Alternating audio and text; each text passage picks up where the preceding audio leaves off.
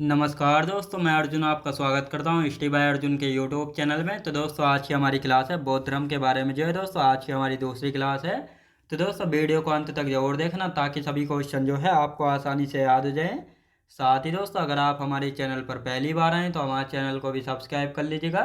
साथ ही bell icon को press कर लीजिएगा ताकि हमारे आने वाली वीडियो का नोटिफिकेशन जो है आप तक पहुँचता रहे। तो चलिए दोस्तों वीडियो को स्टार्ट करते हैं। तो आज की क्लास में हम जानने वाले हैं बौद्ध धर्म के बारे में और आज की हमारी दूसरी क्लास हो जाती है। तो दोस्तों यहाँ पे हेडिंग डालेंगे बौद्ध धर्म। बौद्ध धर्म के बारे में जो है आज की हमारी दूसरी क्लास जो है हो जाती है। तो दोस्तों कल की क्लास में हमने पढ़ा था कि महात्मा बुद्ध की शादी जो है कब हुई थी। तो महात्मा बुद्ध की शादी 16 वर्ष की अवस्था में होती है, जिनकी पत्नी थी यशोधरा। और शादी के 12 वर्ष बाद जो है इनको पुत्र की प्राप्ति हुई थी जिसका नाम था राहुल। साथ ही इसके बाद इन्होंने पुत्र प्राप्ति के 1 वर्ष बाद ही जो है यानी 29 वर्ष की अवस्था में घर छोड़ दिया था। अब ऐसे इन्होंने 4 दृश्य कौन कौन से देखे थे जिनके कारण इन्होंने घर छोड़ दिया था। तो बूढ़ा व्यक्ति, बीमार व्यक्ति, मृतशैया और सन्यासी। तो ये 4 दृश्य जो है इन्होंने देखे थे जिसके कारण इन्होंने घर त्याग दिया था। और इसके बाद जो है घर छोड़ने के बाद जो है 6 वर्षों तक इन्होंने कठोर तपस्या की थी। तो आप दोस्तों लिख लेते हैं। यानी ये घर छोड़ने के बाद जो है कहाँ पर गए थे, तो इन सभी के बारे में हम लिखना स्टार्ट करते हैं। तो लिखते हैं दोस्तों, यानी घर छोड़ने के बाद जो है ये कहाँ पे गए थे दोस्तों, ये उरुवेला बोध गया बिहार गए। तो लिख लेते हैं दोस्तों, उरुवेला, उरुवेला बोध गया बिहार गए, बिहार गए। अब दोस्तों यदि बात करते हैं तो यहाँ पर जो है इन्होंने पीपल वृक्ष के नीचे, पीपल वृक्ष के नीचे 6 वर्षों तक, 6 वर्षों तक कठोर तपस्या की थी, कठोर तपस्या की थी।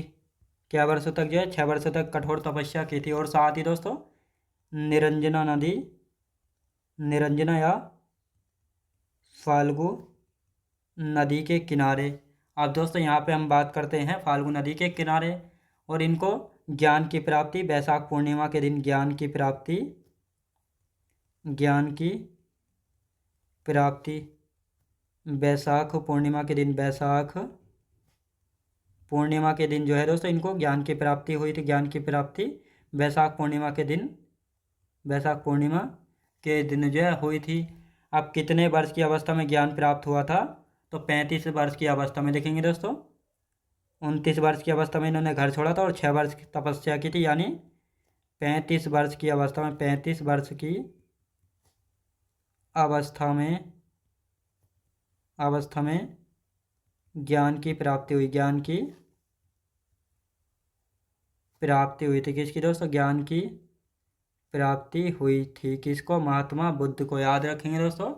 अब यहाँ पे हम बात करते हैं वैशाख पूर्णिमा के बारे में। वैशाख पूर्णिमा की यदि बात की जाए तो वैशाख पूर्णिमा को जो है, वैशाख पूर्णिमा को बौद्ध धर्म में, बौद्ध धर्म में त्योहार के रूप में मनाया जाता है। त्योहार के रूप में मनाया जाता है क्योंकि महात्मा बुद्ध को ज्ञान की प्राप्ति वैशाख पूर्णिमा के दिन, इनकी मृत्यु भी इसी दिन और इनका जन्म भी जो है इसी दिन हुआ था। इसलिए जो है बौद्ध धर्म में वैशाख पूर्णिमा को किस एक त्यौहार के रूप में जो है मनाया जाता है। अब दोस्तों यहाँ पे हम बात करते हैं, जब महात्मा बुद्ध को ज्ञान प्राप्त हो गया था तो इन्होंने अपना पहला उपदेश कहाँ पे दिया था। पहला उपदेश, पहला उपदेश जो है इन्होंने अपना कहाँ पे दिया था, सारनाथ ऋषिपत्तनम में। सारनाथ, सारनाथ ऋषिपत्तनम में। सारनाथ ऋषिपत्तनम कहाँ पे, यूपी में। याद रखें दोस्तों। और साथ ही जो इन्होंने जब अपना पहला उपदेश दिया था तो यह क्रिया क्या कहलाई थी, धर्म चक्र प्रवर्तन। धर्म चक्र प्रवर्तन जो है ये क्रिया कहलाई थी। और घर छोड़ने की प्रक्रिया यानी जब इन्होंने घर छोड़ा था तो उस क्रिया को महावीर निष्क्रमण क्रिया जो है कहा गया था।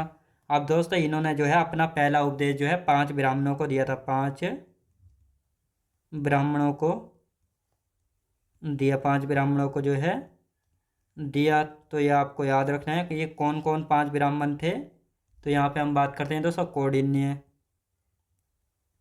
कौन थे दोस्तों, कौंडिन्य। और साथ ही दोस्तों यहाँ पे हम बात करते हैं बप्पा, दूसरा बप्पा। तीसरा कौन था दोस्तों, तीसरा था भोदिया, यानी तीसरा ब्राह्मण था भोदिया। चौथे की यदि बात की जाए मगनामा, चौथा था मगनामा। और यदि पांचवे की बात की जाए, पांचवा था अस्ता, पांचवा अस्ता। यानी ये 5 ब्राह्मण थे जिनको महात्मा बुद्ध ने अपना पहला उपदेश जो है दिया था। और महात्मा बुद्ध के गुरु भी लिख लेते हैं आप दोस्तों यहाँ पे, महात्मा बुद्ध के गुरु, महात्मा बुद्ध के गुरु। महात्मा बुद्ध के गुरु की यदि बात की जाए तो आलार कलाम थे, आलार कलाम।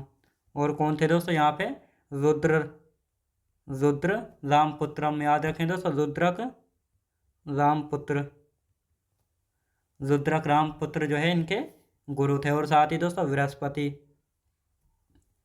तो ये 3 जो है महात्मा बुद्ध के गुरु थे, तो ये आपको अच्छे से याद रखना है।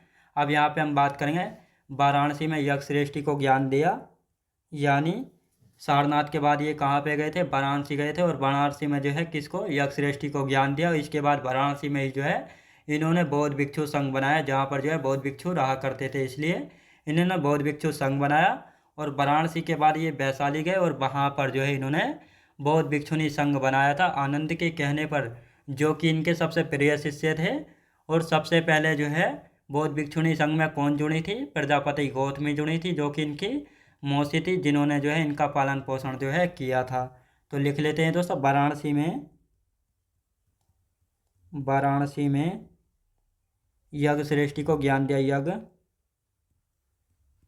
श्रेष्ठी को ज्ञान दिया, वाराणसी में यज्ञ श्रेष्ठी को ज्ञान दिया। अब दोस्तों इसके बाद यानी वाराणसी में ही, वाराणसी में बौद्ध भिक्षु संघ बनाया, बौद्ध भिक्षु संघ बनाया। वाराणसी में ही जो है इन्होंने बौद्ध भिक्षु संघ जो है बनाया। अब इसके बाद दोस्तों वाराणसी में, यानी वाराणसी के बाद, वाराणसी के बाद वैशाली गए। लिखेंगे दोस्तों, वाराणसी के बाद, वाराणसी के बाद वैशाली गए, वैशाली गए। और वहाँ पर जो है दोस्तों वैशाली गए और वहाँ पर, और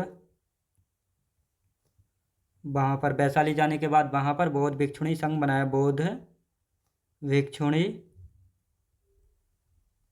भिक्षुणी संघ बनाया आनंद के कहने पर, आनंद के कहने पर जो है बनाया, आनंद के कहने पर। अब दोस्तों इस बौद्ध भिक्षुणी संघ में सबसे पहले जुड़ी थी, लिखेंगे सबसे पहले जुड़ी, सबसे पहले जुड़ी। तो सबसे पहले कौन जुड़ी थी, प्रजापति गौतमी, प्रजापति गौतमी, प्रजापति गौतमी जो है सबसे पहले यहाँ पे जुड़ी थी, याद रखेंगे दोस्तों। अब आनंद जो है इनके सबसे प्रिय शिष्य थे, सबसे प्रिय शिष्य थे। सबसे प्रिय शिष्य कौन थे महात्मा बुद्ध के, आनंद थे। तो ये आपको अच्छे से याद होना चाहिए। अब दोस्तों यहाँ पे हम बात करेंगे महात्मा बुद्ध ने सर्वाधिक उपदेश कहाँ पे दिए थे और सर्वाधिक अनुयायी इनके कहाँ पे थे। सर्वाधिक उपदेश, सर्वाधिक उपदेश व सर्वाधिक अनुयायी, सर्वाधिक, सर्वाधिक अनुयायी, अनुयायी, सर्वाधिक अनुयायी की यदि बात करते हैं तो कहाँ पर थे, श्रावस्ती में। श्रावस्ती में जो है महात्मा बुद्ध ने अपने सबसे ज़्यादा उपदेश जो है दिए थे। जब इन्होंने श्रावस्ती में सबसे ज़्यादा उपदेश दिए थे तो यहीं पर जो इनके सबसे ज़्यादा फॉलोवर, यानी इनको सबसे ज़्यादा मानने वाले अनुयायी थे। अब दोस्तों यहाँ पे हम बात करेंगे महात्मा बुद्ध ने अपना अंतिम उपदेश कहाँ पे दिया था, कुशीनगर में दिया था। किसको दिया था, सुभद्र को दिया था। अपना अंतिम उपदेश, अपना अंतिम उपदेश, अपना अंतिम उपदेश जो है कुशीनगर में, कुशीनगर में सुभद्र को दिया, सुभद्र को दिया। कहाँ पे दोस्तों, सुभद्र को दिया था कुशीनगर में। और कुशीनगर में ही जो है महात्मा बुद्ध की जो है मृत्यु हो गई थी। तो ये भी आपको याद रखना है। अब सर्वाधिक उपदेश किस भाषा में दिए थे? पाली भाषा में। सर्वाधिक उपदेश किस भाषा में दिए थे? किस भाषा में दिए? पाली भाषा में। पाली भाषा में। पाली भाषा में दिए, याद रखें तो सब पाली भाषा में दिए। अब यहाँ पे हम बात करेंगे सर्वाधिक वर्षावास कहाँ पे बिताए थे? सर्वाधिक वर्षावास, सर्वाधिक वर्षावास बिताए कहाँ पे बिताए थे? सर्वाधिक वर्षावास तो इन्होंने श्रावस्ती में बिताए थे। कहाँ पे दोस्तों? श्रावस्ती में। कहाँ पे? श्रावस्ती में। अब दोस्तों यहाँ पे हम बात करते हैं अंतिम वर्षावास की। अंतिम वर्षावास की यदि बात की जाए तो वैशाली के बिदौलिया गांव में। वैशाली के बिदौलिया गांव में। बिदौलिया गांव में जो है इन्होंने अपना अंतिम वर्षावास बिताया था। अब दोस्तों इनका हम पहले रिवीजन कर लेते हैं, फिर आगे की चर्चा जो है बाद में करेंगे। तो पहले इनको थोड़ा समझ लेते हैं अब। यानी महात्मा बुद्ध ने जो है दोस्तों 29 वर्ष की अवस्था में जो है घर छोड़ दिया था। घर छोड़ने के बाद ये उरुवेला बोधगया बिहार गए। वहाँ पर पीपल वृक्ष के नीचे 6 वर्षों तक इन्होंने कठोर तपस्या की थी, निरंजना या फाल्गु नदी के किनारे पर। ज्ञान की प्राप्ति जो है इनको वैशाख पूर्णिमा के दिन हुई थी।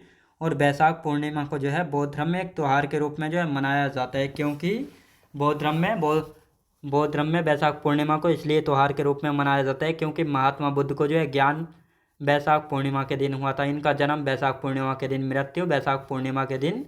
तो इसलिए बौद्ध धर्म में वैशाख पूर्णिमा के दिन को पवित्र दिन जो है माना जाता है। और साथ ही दोस्तों इनको ज्ञान की प्राप्ति कितने वर्ष की अवस्था में हुई थी? तो 29 वर्ष की अवस्था में इन्होंने दोस्तों घर छोड़ा था। फिर 6 वर्ष तक जो है कठोर तपस्या की थी, यानी 35 वर्ष की अवस्था में इनको ज्ञान की प्राप्ति हुई थी। तो ये आपको याद रखना है। अब यहाँ पे हम बात करेंगे महात्मा बुद्ध को जब ज्ञान प्राप्त हो गया था तो इन्होंने अपना पहला उपदेश कहाँ पे दिया था? तो पहला उपदेश इन्होंने सारनाथ ऋषिपत्तनम में दिया था, जो कि यूपी में है। और जब इन्होंने अपना पहला उपदेश दिया था तो यह है क्रिया क्या कहलाई थी? धर्मचक्र परिवर्तन कहलाई थी। क्या? धर्मचक्र परिवर्तन। साथ ही इन्होंने अपना पहला उपदेश जो है 5 ब्राह्मणों को दिया था। कौन कौन से 5 ब्राह्मण थे? कौंडिन्य, बप्पा, बहोदिया, मगनामा और अस्ताइन 5 ब्राह्मणों को महात्मा बुद्ध ने अपना पहला उपदेश जो है दिया था।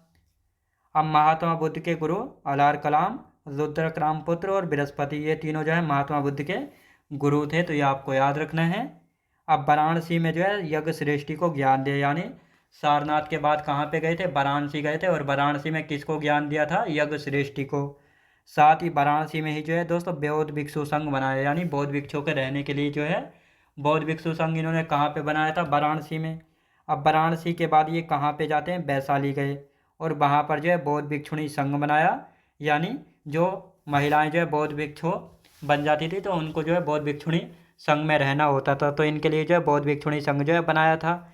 ये किसके कहने पर बनाया था? आनंद के कहने पर बनाया था बौद्ध भिक्षुणी संघ। कहाँ पे? वैशाली में। और आनंद जो है महात्मा बुद्ध के सबसे प्रिय शिष्य थे। तो ये भी आपको याद रखना है। जो बौद्ध भिक्षुणी संघ बनाया था इसमें सबसे पहले कौन जुड़ी थी? सबसे पहले जुड़ी थी प्रजापति गौतमी।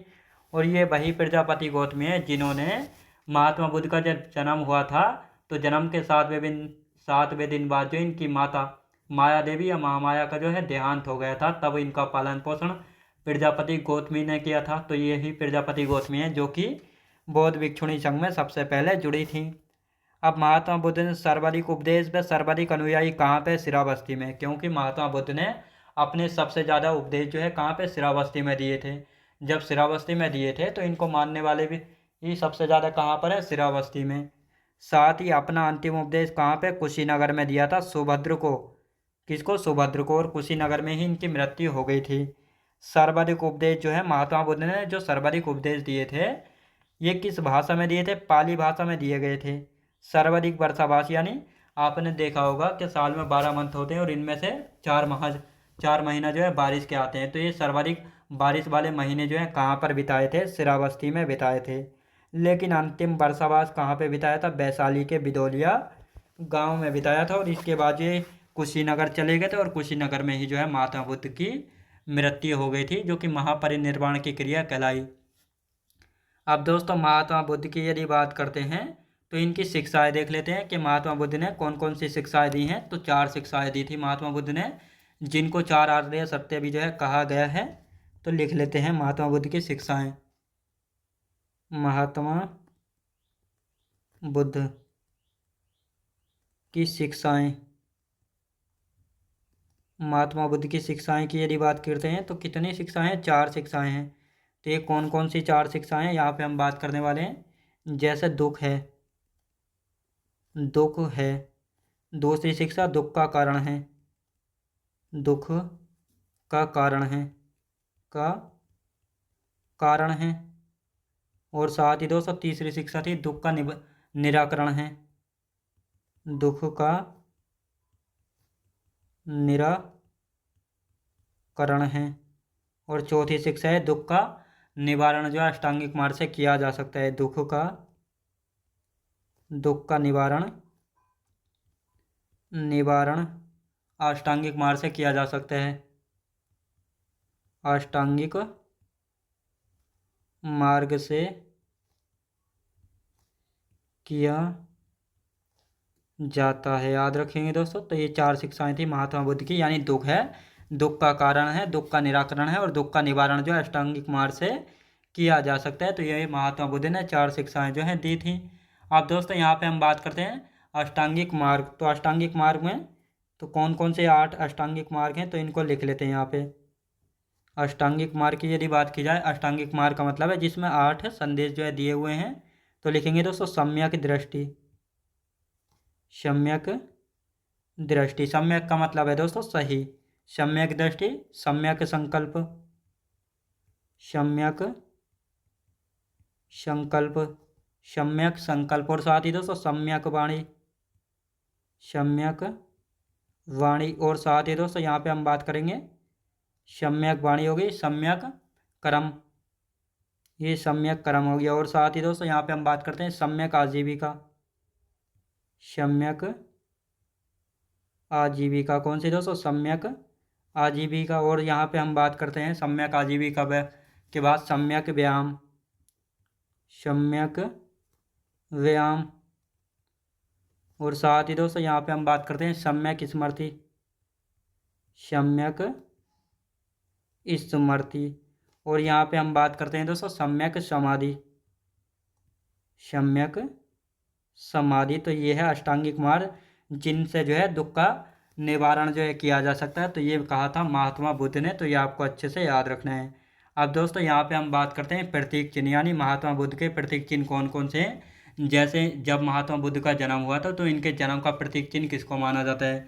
कमल को। जब ये जवानी में थे यानी ये जवान थे तो सांड को। जब इन्होंने घर छोड़ा था यानी घर त्याग किया था, घोड़ा। गर्भ में थे तो हाथी, ज्ञान का पीपल। और साथ ही मृत्यु का इनके पद चिन्ह यानी पैरों के निशान। तो इन सभी को लिख लेते हैं। यहाँ पे हम बात करेंगे प्रतीक चिन्ह के बारे में। प्रतीक चिन्ह, प्रतीक चिन्ह की यदि बात की जाए तो महात्मा बुद्ध के प्रतीक चिन्ह की यहाँ पे हम बात कर लेते हैं। जैसे जन्म के प्रतीक चिन्ह को, जन्म का प्रतीक चिन्ह किसको? कमल को माना जाता है।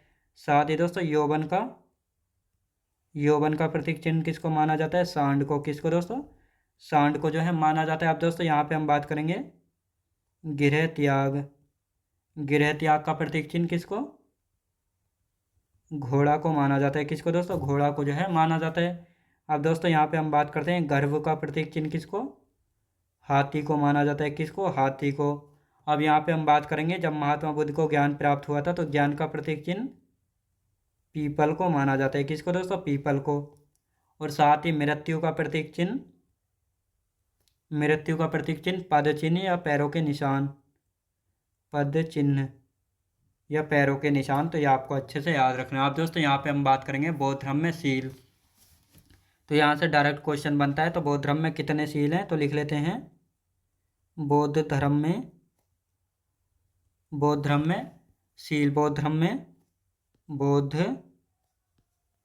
धर्म में सील की संख्या कितनी है? सील की संख्या है 10। कितनी दोस्तों? 10। तो ये आपको बस याद रखना है कितनी है? 10। या यहाँ से जो है डायरेक्ट क्वेश्चन बनता है बौद्ध धर्म में कितने सील हैं? 10 सील हैं। तो ये आपको याद रखना है। अब दोस्तों यहाँ पे हम बात करते हैं यानी जब महात्मा बुद्ध ने अपना प्रथम उपदेश दिया था तो यह क्रिया क्या कहलाई थी? धर्मचक्र प्रवर्तन कहलाई थी। गृह त्याग करने की क्रिया, महाभिनिष्क्रमण, मृत्यु की जब मृत्यु हुई थी तो महापरिनिर्वाण की क्रिया। तो इसको लिख लेते हैं तीनों को, क्वेश्चन यहाँ से बन जाता है। यानी प्रथम उपदेश, प्रथम उपदेश जब महात्मा बुद्ध ने अपना प्रथम उपदेश दिया था तो धर्मचक्र प्रवर्तन, धर्मचक्र प्रवर्तन, धर्मचक्र प्रवर्तन की क्रिया कहलाई थी। अब साथ ही दोस्तों यहाँ पे हम बात करेंगे जब महात्मा बुद्ध ने घर छोड़ा था यानी घर त्यागा था तो महाभिनिष्क्रमण, महाभिनिष्क्रमण, महाभिनिष्क्रमण। और साथ ही दोस्तों यहाँ पे हम बात करते हैं मृत्यु के समय, यानी जब मृत्यु हुई थी तो महापरिनिर्वाण की प्रक्रिया, महापरिनिर्वाण की क्रिया। तो ये आपको अच्छे से याद रखना है। अब दोस्तों यहाँ पे हम बात करते हैं बौद्ध साहित्य के बारे में। बौद्ध साहित्य की यदि बात की जाए, बौद्ध साहित्य की यहाँ पे हम बात करेंगे तो इसको जो है त्रिपिटक में बताया गया है। किसमें दोस्तों? त्रिपिटक में बताया गया है। यानी जो बौद्ध साहित्य है इसको जो है त्रिपिटक में बताया गया है। तो कौन कौन से त्रिपिटक हैं जिसमें जो है बौद्ध साहित्य को बताया गया है? तो लिख लेते हैं। पहला है दोस्तों विनय पिटक, सुत्त पिटक और अभिधम्म पिटक। तो अब इनको एक एक करके यहाँ पे लिख लेते हैं। पहला कौन सा है दोस्तों? विनय पिटक, विनय पिटक। अब दोस्तों विनय पिटक की यदि बात की जाए तो इसको जो है उपाली शिष्य के द्वारा, उपाली शिष्य के द्वारा लिखा गया। किसके द्वारा? उपाली शिष्य के द्वारा लिखा गया। इसमें जो है बौद्ध संघ के नियम थे, बौद्ध संघ के नियम। यानी जो विनय पिटक है इसको उपाली शिष्य ने लिखा लेकिन इसमें बौद्ध संघ के नियम थे।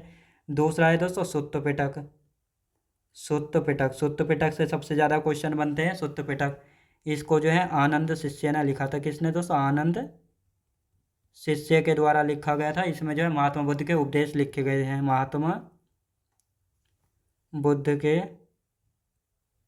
उपदेश जो है लिखे गए हैं। और साथ ही दोस्तों यहाँ पे हम बात करते हैं अभिधम्म पिटक की। अभिधम्म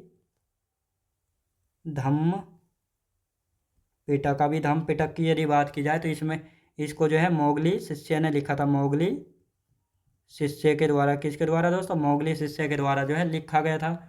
अब दोस्तों यहाँ पे हम बात करने वाले हैं जो सुत्त पिटक है, इसमें जो है गाय को अन्नदा बनदा व सुखदा जो है कहा गया है। तो ये दोस्तों इसको लिख लेते हैं यहाँ पे। यानी गाय को सुत्त पिटक,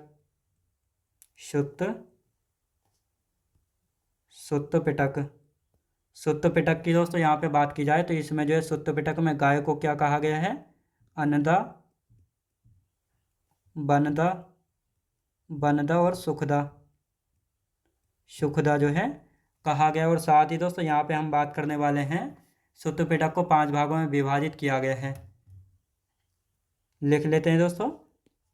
तो पहले जो है हम इनका रिवीजन कर लेते हैं, फिर आगे की चर्चा जो है हम बाद में करते हैं। तो दोस्तों पहले हम इनका रिवीजन कर लेते हैं अच्छे से ताकि आप सभी को अच्छे से समझ में आ जाए। तो यहाँ पे हम बात करते हैं दोस्तों महात्मा बुद्ध की यदि बात करते हैं तो इन्होंने 4 शिक्षाएं दी थी। कौन कौन सी? तो पहला है दुख का कारण है, दुख का निराकरण है और दुख का निवारण जो है अष्टांगिक मार्ग से किया जा सकता है। ये कौन कौन से अष्टांगिक मार्ग हैं जिनसे जो है दुख का निवारण जो है किया जा सकता है? जैसे दोस्तों सम्यक दृष्टि, सम्यक का मतलब होता है दोस्तों सही, सम्यक संकल्प, सम्यक वाणी, सम्यक कर्म, सम्यक आजीविका, सम्यक व्यायाम, सम्यक स्मृति और सम्यक समाधि। तो ये इन 8 हैं यानी इन अष्टांगिक मार्ग से जो है दुख का निवारण जो है किया जा सकता है। यह महात्मा बुद्ध ने कहा था। इनके प्रतीक चिन्ह, जैसे महात्मा बुद्ध का जब जन्म हुआ था तो जन्म के समय इनका प्रतीक चिन्ह है कमल, यौवन यानी जब ये जवानी में था तो सांड, गृह त्याग की घोड़ा, गर्भ का हाथी। साथ ही ज्ञान की बात करते हैं तो पीपल और मृत्यु का पद चिन्ह याद रखेंगे दोस्तों। यानी ये इनके अलग अलग प्रतीक चिन्ह हैं, इनसे क्वेश्चन बन जाता है तो इनको अच्छे से याद रखेंगे।